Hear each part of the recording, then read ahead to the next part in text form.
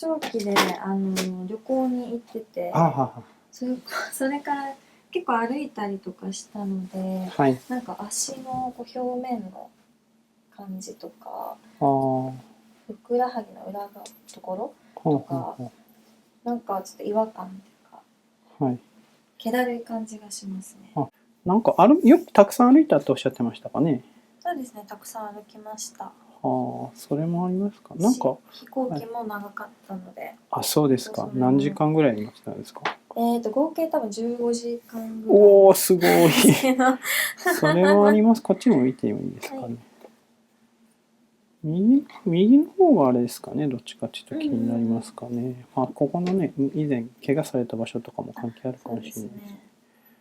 うん、結構、測定のこの足の裏のこの辺の、ここのが詰まりもあるし、あとは、すねのやっぱり、そうですね、この辺がちょうど、蚊に噛まれてますけどね、ここね。あ、いや、本当ですか？蚊ってほら、あ、なんか、気づいてなかった。蚊はね、なんか二酸化炭素とかほら、熱を探してくるじゃないですか。だかはい。ら結構、その、疲れが溜まってたり、あ炎症があるところが、いや、これ本当によくある感じで、そうなんですね。だから、ここに熱がこもってるよみたいな感じで来るようなところがあるんで、まあ、毎回そういうわけじゃないとは思うんですけど、まあ、そういうのは結構重なることあるような気がします。いろんな患者さん見てると。なので、この辺はこういうところとか、足の筋肉を動かす、動きにくいとも先ほどおっしゃってましたし、こういう足の、まあ、この足で、手でいうとこの筋肉とか、あとは足の裏のこういうところとかを刺してあげると動きが良くなるかなとは思いますかね。じゃあまずそこからやってみましょうかね。はい。はい、じゃあ仰向けになっていただきましょう。じゃあ、今こうやっていただいてもやっぱりこの辺の張りを、感じますよ。ご自分も今ね、うんうんとおっしゃってまし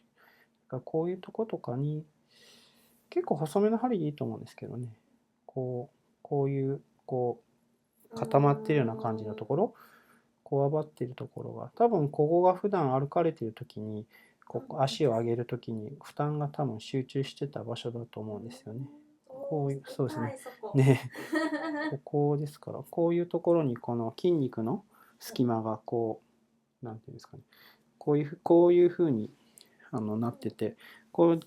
綺麗に動いてくれてたらいいんですけど、それがだんだん疲れてくるとギシギシってなってくるみたいな、これがまあ凝ってるような感じですよね。でここに針をスッと通してあげるとグッとスペースが広がるんで、その状態でちょっと置いといてあげると、だんだん前回ね、針ってストレッチみたいな感じなんですって言ったと思うんですけど、だからちょうど今爪でちょっと押さえたんですけど、こういうギュッとなっちゃってるところに針をクッと押してあげるとスッと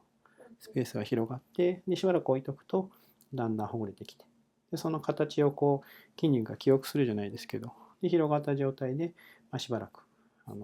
結構ね、それでずっとだいぶ調子がいいってこともあるんですけど、そういう感じのを、こっちもそうですし、こっちはちょっと何先生、この足の形ちょっと映してもらっていい？指の形ちょっとね、やっぱ右と左で特徴があるんですけど、こっちの方がちょっと親指落ちてるような感じがあるんですよね。でこういう時は、足の筋肉、こっちから親指、人差し指、中、小指、小指って並んでるんですけど、これをたどっていくと、これとかですかね。この辺とかですよね。ギエーってなると思うんですけど、これがちょうど、ごめんなさい。これがちょうどこの親指に通じてる、ここの筋肉がちょっと沈んじゃってるっていうんですかね。そういう風になってるんで、この左右差とか、ここがちょっと沈んでるなっていう感じに見えるんで、ですからここをちょっと針で、ちょっとここは多分深めに刺して、でクックックッと持ち上げてあげるような感じにしてあげると、だいぶ動きが良くなって、まずこれで結構ほぐれるんで、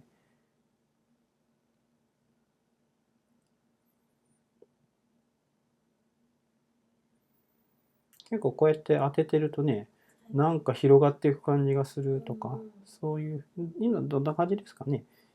なんかちょっとなんかちょっと暖かくなってきた感じしああ、ます。結構そういう感想を、はい、伺いますね。まあ、金ってすごく柔らかいですよね。金箔になったりするし。ですごく重たかったりとか、密度もすごい、今動きましたね。そうそうそう。だからこれが前回カタンとかやってる時にビクって、あれも細い刺す金の針でしたけど、こういう感じでこう引っかかりをこうやって刺さない針でこういい角度であといい強さでこうやって当ててあげるだけでも結構体ってこうほぐれていくんで、これが金とさっき金でやってたんですけど、ちょっと違うんですけど、形の似た銀で次やってみようと思いますね。多分ね、感覚ちょっと違うと思います。さっきと同じ、同じ場所に当てましょうか。これ、さっきと同じ金をまず当ててみますね。こういう感じ。で、次、銀で同じように当てます。なんか違うかな？どうですかね？なんか銀の方がちょっと鋭い感じがしあましたが。銀はなんていうんですかね、どう違うんですかって言われたら、なんか高校とか中学校の化学の話で言うと、銀は反応性が高いんですよね、金と比べて。金ってほらすごい安定してるから、古墳とかなんかピラミッドとかがずっと昔のピンピカピンのままで見つかったりするんですけど、銀は結構錆びて見つかることも多いんですけど、なんか塩化銀、硫化銀とか塩とか硫酸とかそういう硫黄とかにも弱かったりするんですけど、例えば貴族がこう毒を盛られたら銀食器の色が変わってっていう風に、その銀もそもそもそういう反応しやすい性質があるんで、こうひっつくってことはつまりこう引き寄せるってことなんで、素材自体が金属自体なので、もしかしたらそういう特性も、この皮膚の接触でも感じられたりするのかなっていうか、だいぶ緩んできましたけど、ちょっと足指動かしてみられますか？多分ね、なんか緩んでますね。感じがねすると思います。なんかパキパキ。可動域が広がって、ここ小指なんか鳴ってますね。小指鳴ってますね。これはちょっと骨はまってないかもしれないですね。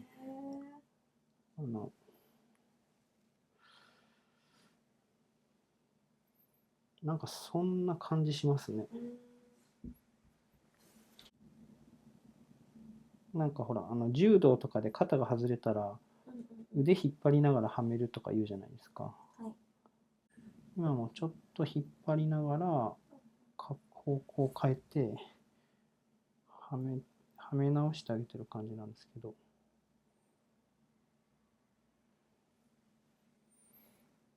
ちょっと左と揃いましたけどね。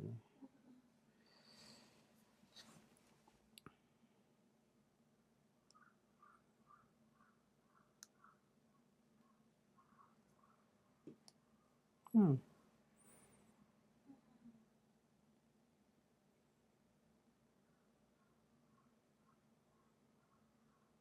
このぐらいでちょっとまた動かしてみましょうか。鳴らなくなった。ね。また鳴るか、でも鳴らないです。動かしやすさもちょっと違うんじゃないですかね。なんか小指伸びた感じしますね。ねえねえ。だからこっちとも揃いましたし、ちょっとなんか本当にだからこう関節ってこうなってるんですけど、これがちょっとずれてるとなんか引っかかっちゃうんですけど、一回引っ張ると多分軽く外れるんですよね。一回軽く外してもう一回ここかなっていうところにグッと戻してあげると今みたいにいい感じではまり直りますね。はい。じゃあこれはだいぶねスベッとしましたね、触った感じもね。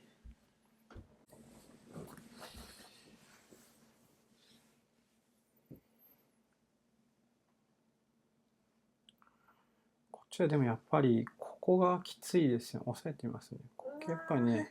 だから今ちょうど親指がぴょこって反応したんですけど、これがだから多分、これでもいいかな。さっきと同じやつですね。これ。でもせっかくはちょっと違うのもやってみましょうか。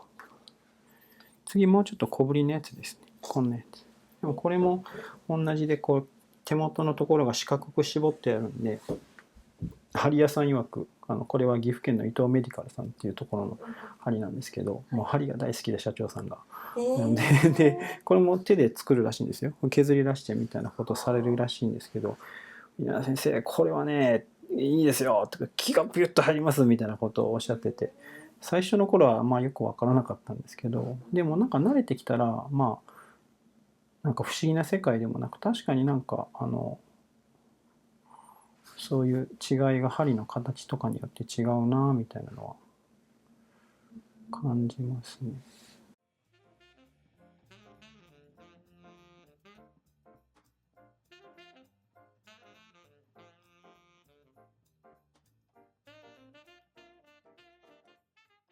でなんか釣り合うやつがやっぱあるんですよ。これはやっぱりさっきの右足に使った長い丸いやつだとちょっと丸すぎて、これだと多分よりしっかり入ると思いますね。まあこの後ね1本ぐらい2本ぐらい刺してもいいかなって感じありますけど、起きたかなって感じありますけど、起きたっていう感じで、別に電気流してないですから別に電気ついて電気流したぐらいビってなりますね、なりますよね。これ別に電池とかついてないんででちょっとだけやっぱり親指の形も変わってるんですよね。親指の形っていうかその引っ張られ具合っていうんですかね。ですのでここもですね、こうとか本当になんか結構新旧の学生さんとかにちょっと来てもらったりちょっとアドバイスとかする時もあるんですけど、結構なんか我々みたいにやっぱりこういう仕事してるとなんかツボを見つけられるようになるんですよね。で患者さんとか学生さんとかも「なんでわかるんですか?」とか「ああそこです」とか言って「見つけられた!」とか患者さんだと言うんですけど、それはどういう感じなんですかってやっぱよく質問されるんですけど、身近なやつで言うと多分ちっちゃい頃とかに小学校でこうなんか鉛筆じゃないわ、まあ、鉛筆でもいいんですけど、ほうきとかを逆さにして柄の部分を指の上に乗せてバランス取る遊びとかしたことないですか？こうやって「ああ落ちる落ちる」とか言ってやったことあると思うんですけど、あれと似ていてこうまっすぐこうバランスを取るみたいな作業なんですけど、これをだからこうやって探していって、あここ引っかかってるなみたいな、この引っかかり具合の突き上げ感っていうんですかね、これと合う針を選んで当てていく感じなんですよ。だから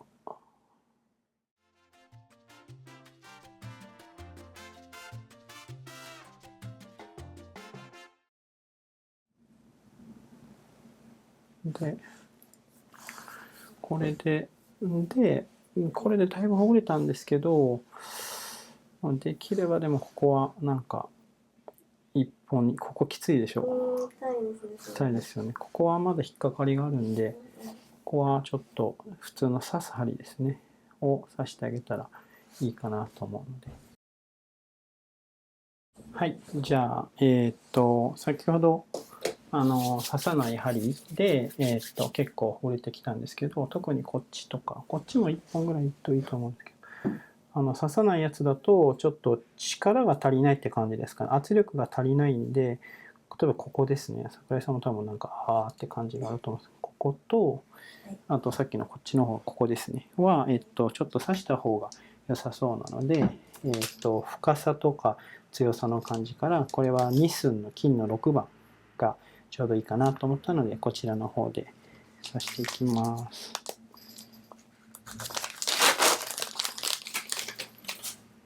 だからさっき刺さない針も大きさとか長さいくつかあったと思うんですけど、それも一緒でこう一番いいやつを選んでるんですね。ここですね。ここに本当に今日のなんか桜井さんのご様子だと本当になんかピンポイントのところにちょっとこうやって当てとくだけで良さそうな感じがしますね。なんかさっきのでも結構変わりました。ああね、なんかさっき合間で結構動かしてらして様子変わって、なんかさっきは一番最初の時表面の感じが気だるいとか重だるいとか言ってたかな。そういう感じがちょっと軽くなった感じですか？どんな感じでしたかね？なんていうんだろう。なんかちょっとこわばってたのかなって思うんですけど、最初、表面の方が。はい。それがその表面側がちょっとこう緩んできて、はい。なんか筋肉もちょっと緩んだのかわかんないけど、はい。なんか、なんていうんですかね、ちょっと気だるい感じが抜けたって感じですかね。ああ、そうです。そうですよね。こう、皮膚っていうか、表面って中の状態がね、絶対反映されてると思うので、ここはちょっとだけ針進めてみます。手が進めます。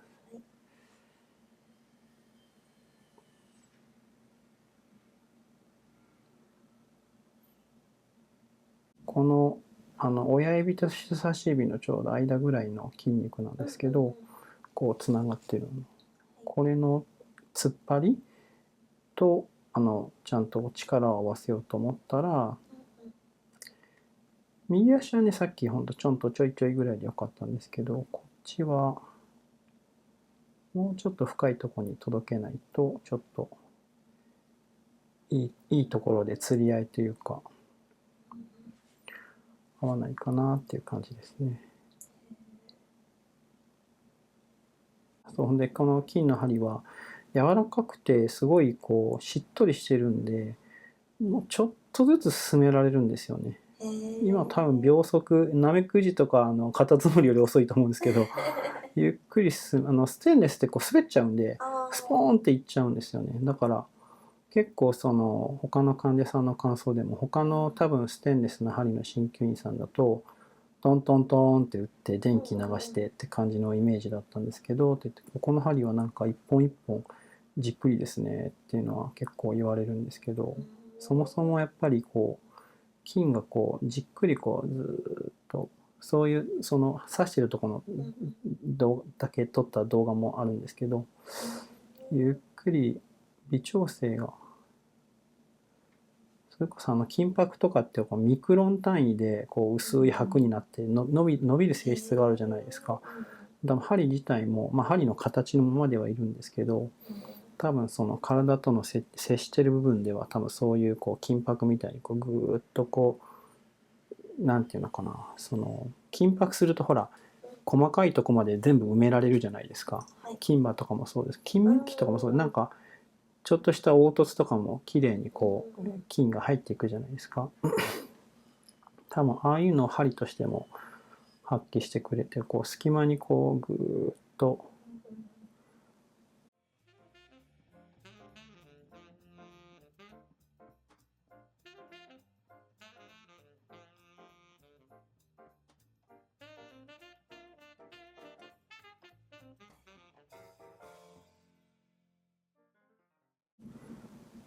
針自体が柔らかいので、ステンレスはやっぱね、ちょっと硬すぎてね、そういう作用を発揮できないと思うんですね、もう金属として。なんで、もう、私も学校ではもうステンレスの針、まあちょっとだけ一部、まあでもなかったですね。ステンレスの針ばっかりで教育訓練を受けてたんですけど、自分でたまたま学会かなんか参加した時に、こう金の針扱ってる針屋さんが出店してらして、買ってみて自分に刺してみたら、なんかこれ全然違うな、みたいな感じで。で、使い始めたんですけど、やっぱりなんか、針の刺し方もやっぱりね、患者さんの感想でも、言われてますって言ったんですけど、変わりましたよね。こんなにゆっくり刺せないんですよ、ステンレスの針ってこう滑っちゃう。もう無理なんですよ。こうスーっていっちゃうから。だからなんか、ポンポンポンと打ってっていう感じの打ち方になっちゃうんですかね。今でも抜いていってるんですけど、だいぶひっつくんですよね。ギューって引っ張られてる感じがあると思うんですけど、だからこう、最後引っ張るときにも調整かけられるんですよ。このぐらい引っ張る。スポーンって、パッて抜くときもあるんですよ。パッて抜くときとかも、まあたまにあるんですけど、抜くときにはこうやって左手を押さえて調整かけながら、一番この引っ張りのいいところにこう、ここって決めてから、もうすぐ抜き切れると思うんですけど、このぐらいですね。で、そうすると、右は抜きますね、今から。右は多分このぐらいでよかったと思うんですけど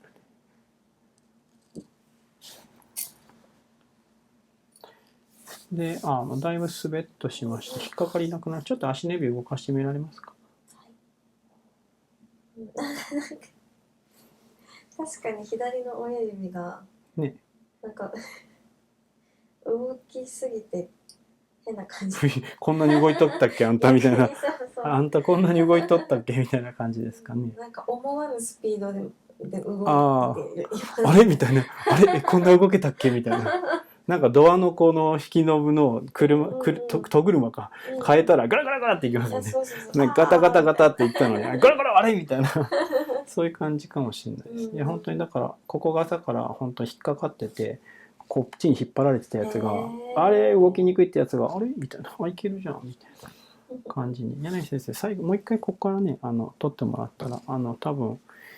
ここの様子が変わってるの。本当にここもっと沈んでましたからね。動画だからこうビフォーアフターとか重ねられるかもしれませんけど、本当になんかここの様子が変わりましたよ。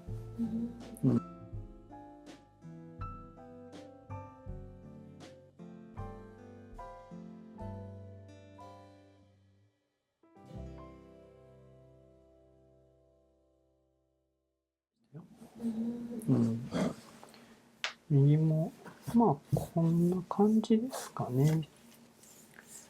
じゃあここ。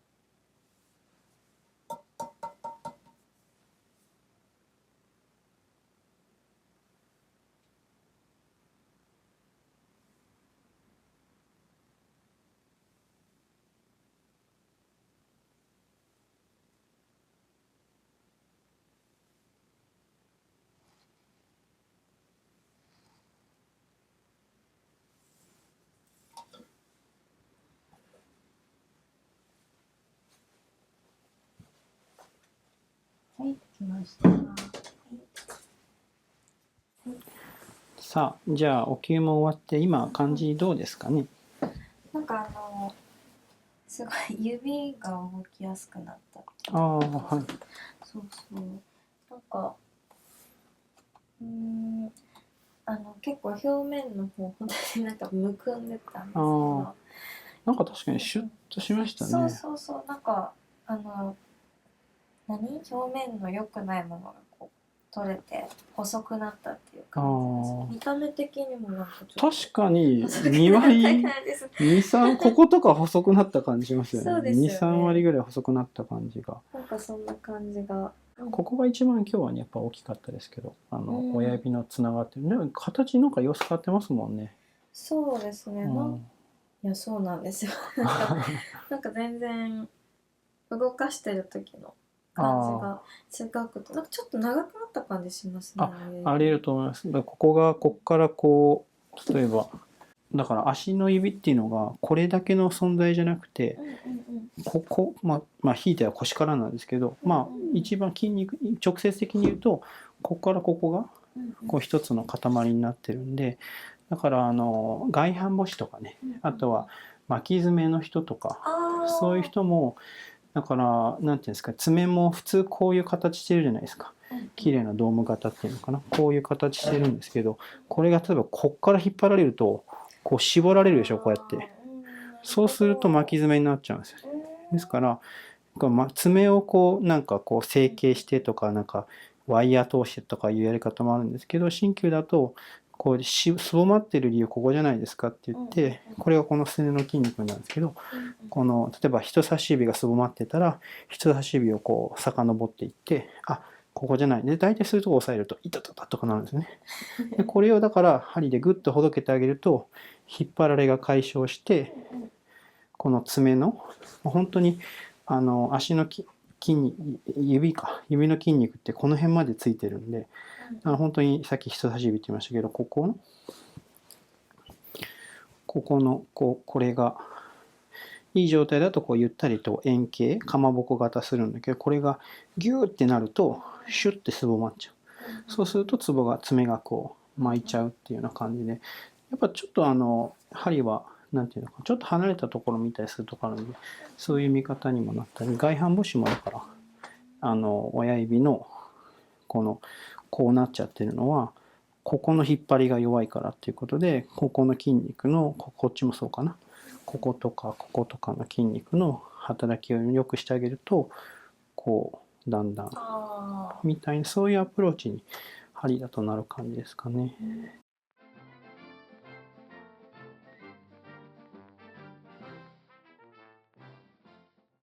では先ほど足見たんですけど、続いて腰はなんか調子はどんな感じなんですか？まあ、さっき足やってちょっと感じも変わったんですけど、はい、なんかあんまり力入んないっていうか、なんですかね、表面張ってるみたいな。あ、そうですか。重い感じがありましたね。右寄りでしたかね、さっき触ってらした。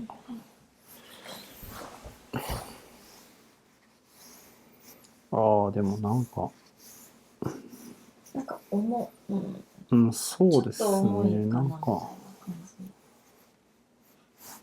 なんかこの辺重たいですかね。なんかそんな感じしますね。ここの動き悪いかなっていう感じですね。じゃあ、うつ伏せになっていただいてね、それで拝見しました。じゃあ、うつ伏せになっていただいて、ちょうど本当にこの押さえてたあたりですよね。この辺とかが結構重たいですね。なのでさっきと同じようにまず刺さない針で、服の上からでも全然効くので、これで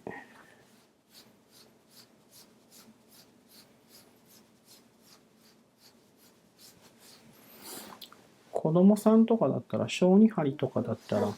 結構こうやって恥ずかしがりの子とかだったら服の上からとかでもやるんですけど、こうやって撫でるような、今見えるかな、こういうやつなんですけど、こういうやつで、これで丸っこい方でやってるんですけどね、こうやって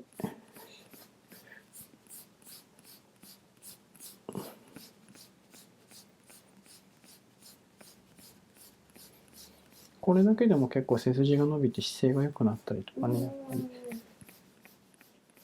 なんか気持ちいいですね。ね、そうなんですよ、これやっぱり金でやってるんで柔らかくて気持ちいいんでしょうね、そもそもこの材質が。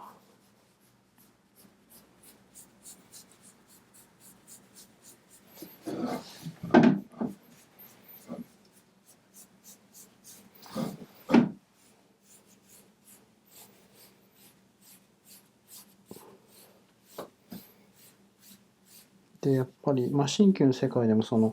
何だったかな、順番の順で流れに沿ってやるっていうのと逆向きにやる、これが一応流れに沿ってる、こっちだと逆向きに一応なるんですけどね、観念的には。まあまあ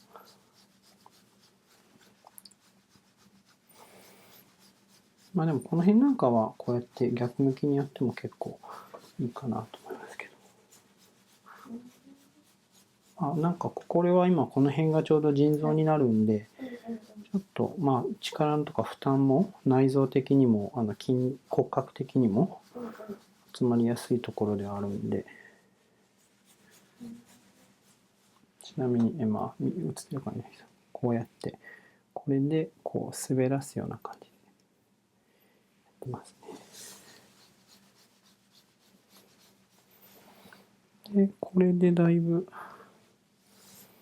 そうですね、だいぶ通りが良くなった感じはあるので、でも、やっぱりこういうところとかですね、なんかは、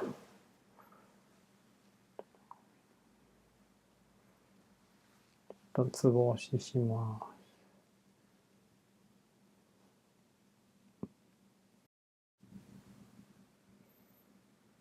これも前回の首に針、肩に針した時と一緒で、やっぱりこう針が当たると呼吸がね、深くなりますね。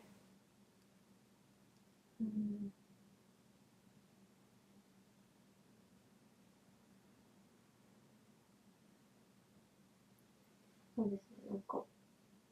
和る感じがしますね。そうね。服越しでもね、うんうん。これ結構こういう効果が出るんで。うんうん。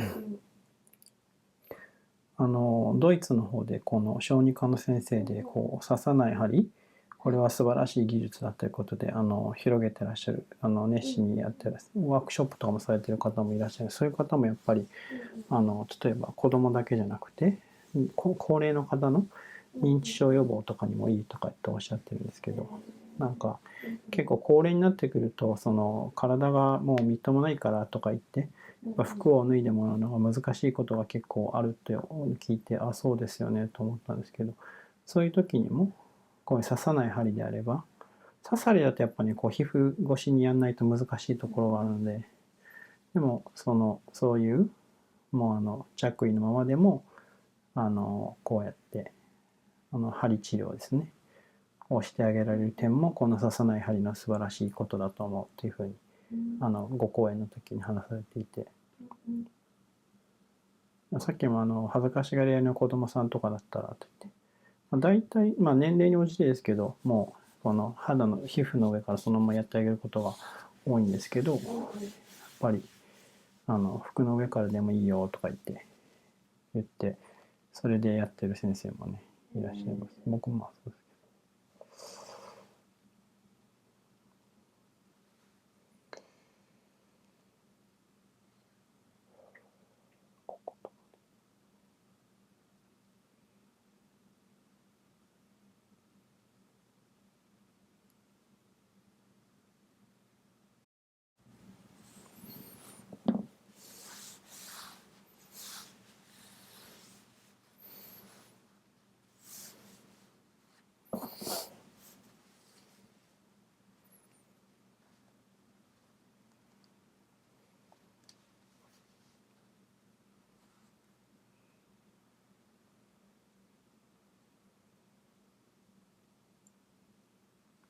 ここは結構圧かけてますね。グ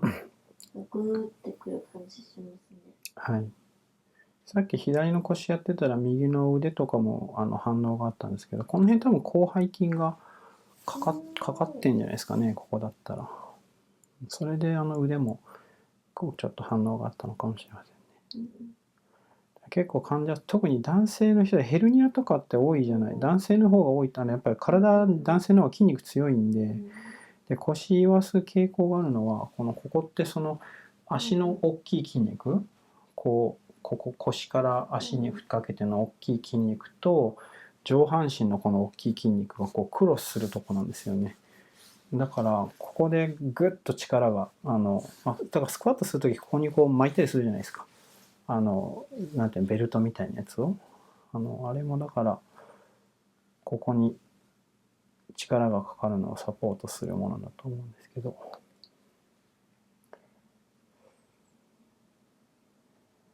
逆にだからここが力が集中しちゃうんで引っかかりとかこう痛みとかも出やすかったりするところですか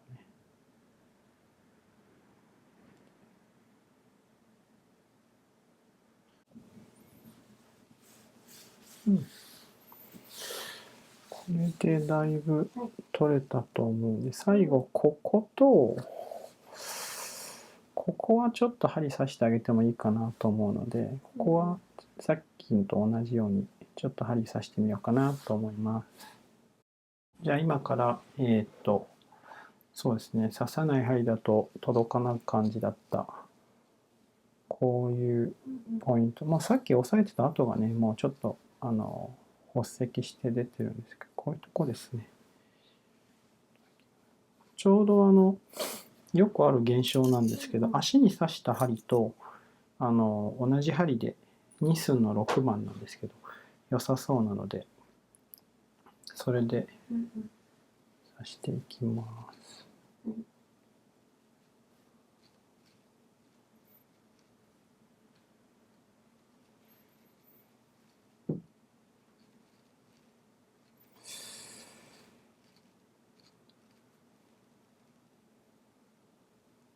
ここですね。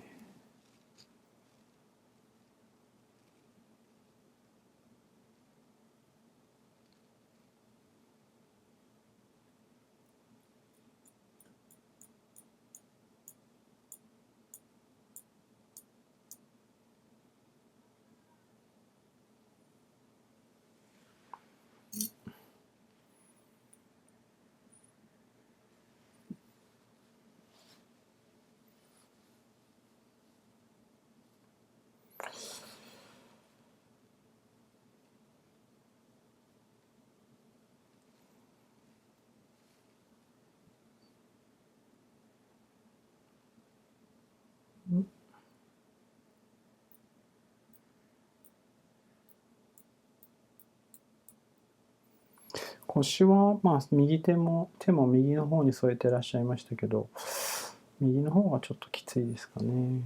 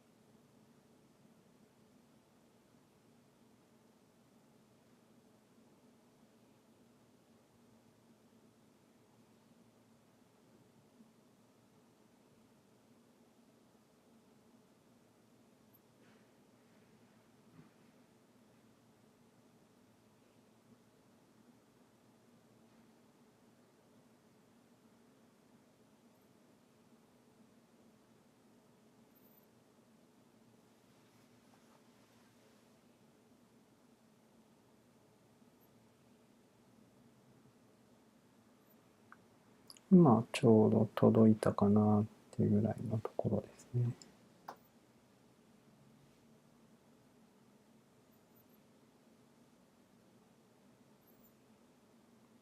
で、微調整に入る感じです。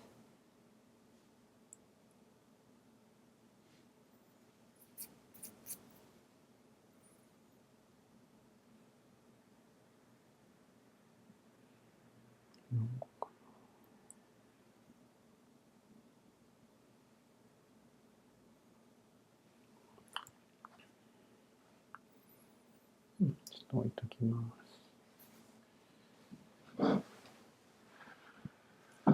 す。足のこともおっしゃってましたね、そういえばね。ちょっと足の裏も見ますね。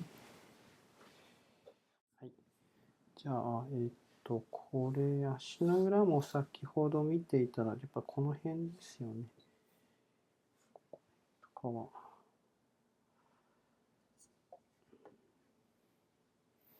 や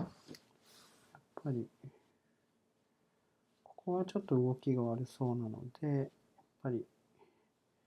ありましたね。こういうところに、こう、刺激を。足の裏は結構、鋭めに刺激を入れた方が反応が出るので、割と小ぶりの細い、しっかり圧を加えられる刺さない針にしました。今のだけでもだいぶね、この滑りね、なんか、違うと思いますね。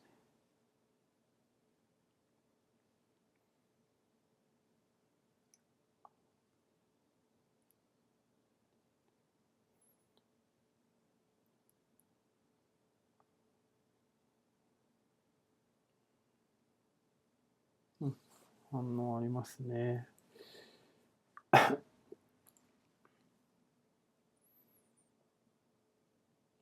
このなんかはもうちょっとこう、これは銀のやつですけど、ここはちょっとくすぐったいかもしれません。ごめんなさい。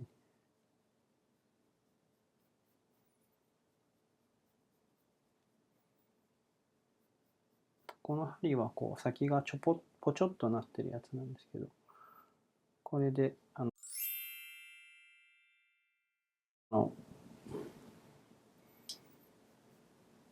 ですか、やっぱりちょっとなんかここの辺の筋肉のなんか連動っていうんですかね、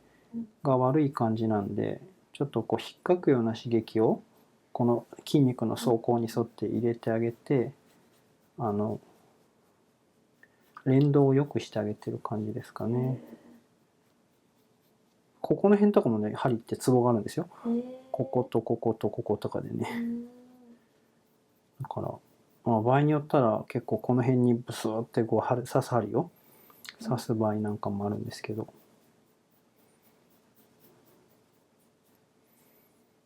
まあこれだけでもね、だいぶ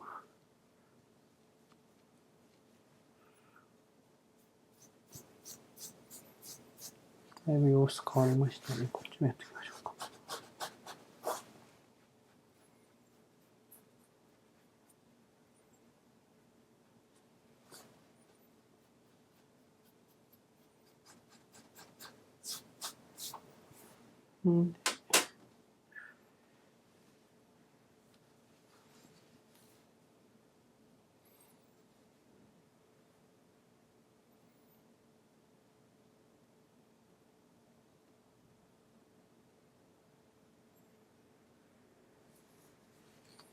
結構足の裏ってね、なんか実は悩みっていうか、足底筋膜炎っていうのが有名ですけど、結構腰が痛い人とかも足の指が動き悪くて、足の踏ん張りが効いてなくて腰に負担がかかってるとか、そういうパターンもあったりするんで、意外と、すねの方は、すねの方からこの足の指の前側で、もう足の裏とかなるとやっぱこっち側となるとやっぱ足の裏とかふくらはぎとかになるんですけど、今日はねこの足の裏をなんか感じ違うんじゃないですかね。きっと動きが良くなってると思います。よし。で、こっちもだいぶもうちょっと置いといても良さそうですね。こっちはもうちょっと置いておきましょう。で、足にお灸しようかね。柳先生、これちょっと足のお灸のところを取っていただこうかな。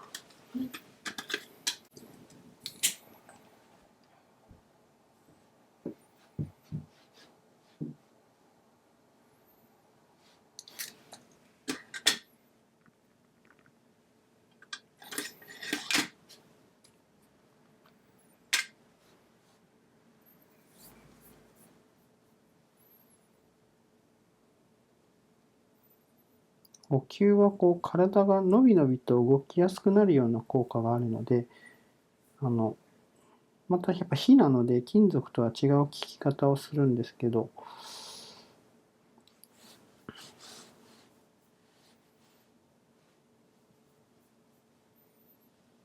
この辺ですね。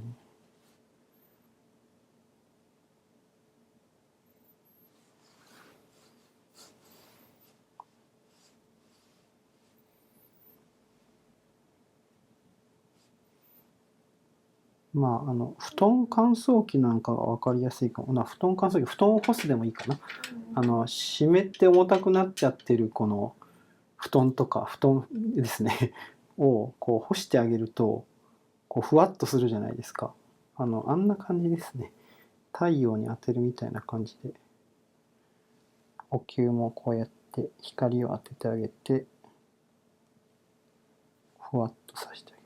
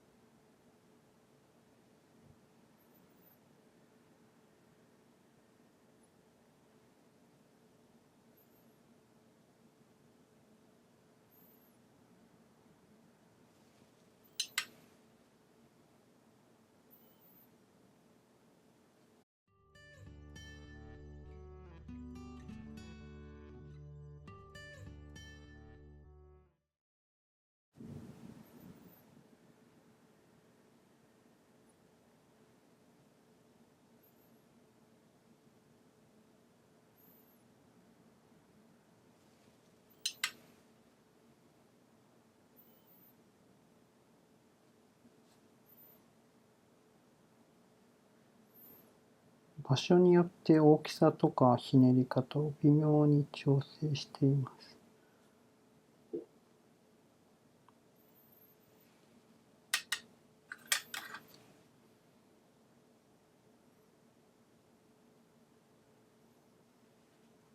うん。何層か重ねる時もあるんですけど、今日はまあだいぶ良さそうですね、これで。で、せっかくなので腰の方にもね、お灸しましょうかね。じゃあさっき足の方にもお灸をしたので、腰の方にもお灸をしようと思います。そうですね、もう筋肉はだいぶ筋張ってたのはほどけているので、こっちはもう取ってしまいます。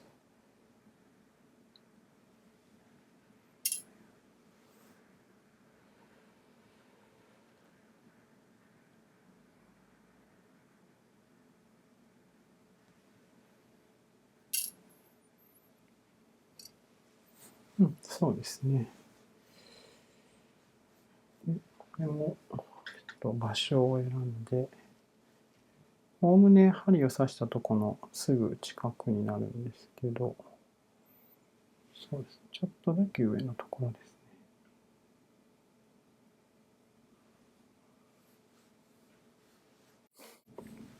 この感じだとすごく小さいお灸で良さそうです。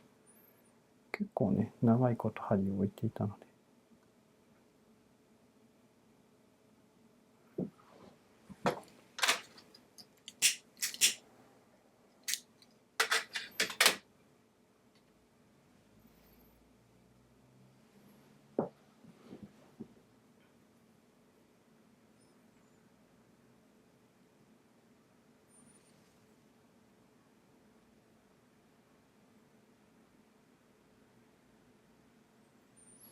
足に置いたお灸の多分半分以下、もう3分の1くらい、もっと小さいですかね。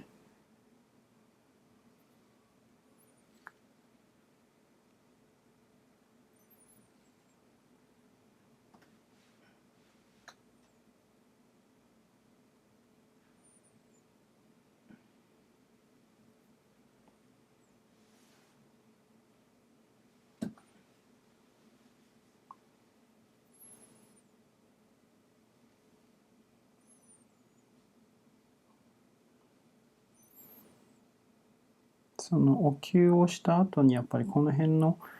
がふわっと柔らかくなるような変化が起こるんですけど、その具合を見て今のようにもう1層2層足そうかなっていうのを決めて、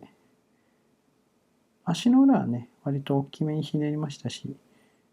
1層ずつで4箇所1層ずつでだいぶ良かったんですけど、ここはここでいい感じですね。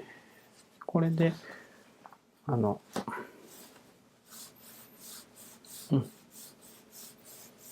いいと思います。じゃあこれ服を直します。じゃあ今ね腰の針と足の裏もしましたけど、今感じどうですかね。なんかちょっと軽い。なんか色も血色も良くなったかもしれません。血色良くなりましたね。うん。なんか足の裏もこうなんか筋肉が働いてる感じ。あ、こうちゃんと伸び伸びと働いてる。そうですね。縮こまっているとね、どうしても動きにくいので、ああいう風にこうなんか刺さない針でしたけどね、足の裏こうやってグイグイっとこう普通に手でマッサージするのと違って、やっぱりねうつ伏せになってらしたから、これとお見せしますね。これとこれでやってたんですけどね。やっぱりだからでこの先がやっぱり鋭いし、しかもやっぱり金と銀でやっぱり材料自体の性質みたいなのもあるので、普通の100均とかで売ってるようなその足つぼマッサージみたいな、ああいうのでやるよりもやっぱりこう、しかもその状態見てね、大きさとか形を鍼灸院だと選べるので、そういうのはなんか珍しいこうアプローチっていうのかなと思いますけどね。これでグリグリやったんですよ。グリグリってこれで触ってやってみます。自分なんかね感覚が。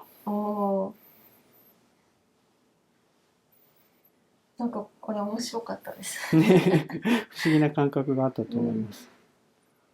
でもなんかこれだけでもなんか変わるんだって思いました。そうなんですよね。なんかこう背中もねこう走らすようなことやったと思うんですけど、それだけでも本当になんか面白いです。だから金属針ってこうピンポイントで刺激が入るんで、なので少ない手で最近来てる患者さんもやっぱ来始めた患者さんもやっぱり整体さんとか他のそれこそステンレスの針を使う鍼灸院さんだと割と良くなったと思って戻っちゃうことがもう大体多いらしいんですけど、うちでちゃんとこう狙っていい針でやってもらうと効果がすごく長く持つ感じがしますっておっしゃっていただいてるんですけど、それはやっぱりこの針も刺す針も職人さんがね仕上げてらっしゃるんですけど、大体ステンレスの針とか大体こう機械で大量生産だと思うんですけど、その辺のこうなんか職人さんのこうなんていうんですかね、こう魂も入ってるのでそういうのももしかしたら効果がねいい効果を呼んでくれてるのかなと思うんですけど、腰の方もいかがですかね。腰もなんかいい感じ。なんかちょっと腕も動きやすいかも。そうですね。やっぱり広背筋のところがこういう筋トレありますけど、ここがちょうどこの辺が引っかかってらした感じなんで、そうするとその辺の動きも良くなったのかなって感じ。なんかそう全体的腰全体的もいい感じだけど、